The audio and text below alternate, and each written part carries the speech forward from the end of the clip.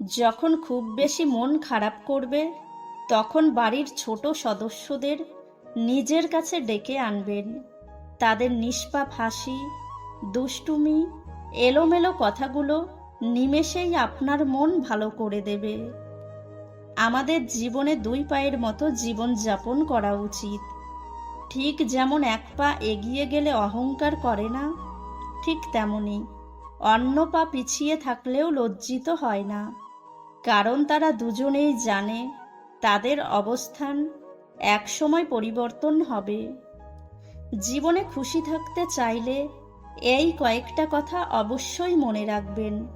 কথা কম বলবেন, অপ্রয়োজনীয় কথা বলা থেকে নিজেকে দূরে রাখবেন।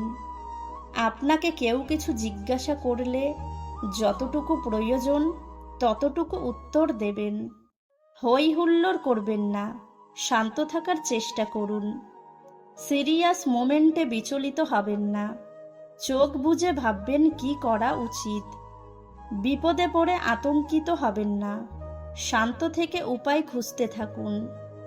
আবেগপ্রবণ হবেন না, রাগ, কান্না, হতাশা এগুলোকে নিজের জীবনে বেশি প্রাধান্য দেবেন না। ব্যক্তিগত বিষয় কারো সাথে শেয়ার করবেন না। কেউ খোঁচা দিয়ে কথা বললে পাল্টা আক্রমণ করতে যাবেন না। মুচকি হাসি দিয়ে স্থান ত্যাগ করবেন। সমালোচনায় অংশ নেবেন না। নিজেকে আলাদা করে রাখুন, একা থাকার চেষ্টা করুন। নিজের সিদ্ধান্ত নিজেই নিতে শিখুন। ভেবেচিন্তে সিদ্ধান্ত নিন। উপদেশ কম দেবেন, নিজের কাজ নিজে করবেন।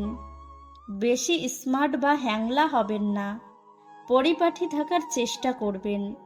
কোনো কিছু অপচয় করবেন না, সেটা যা কিছু হতে পারে।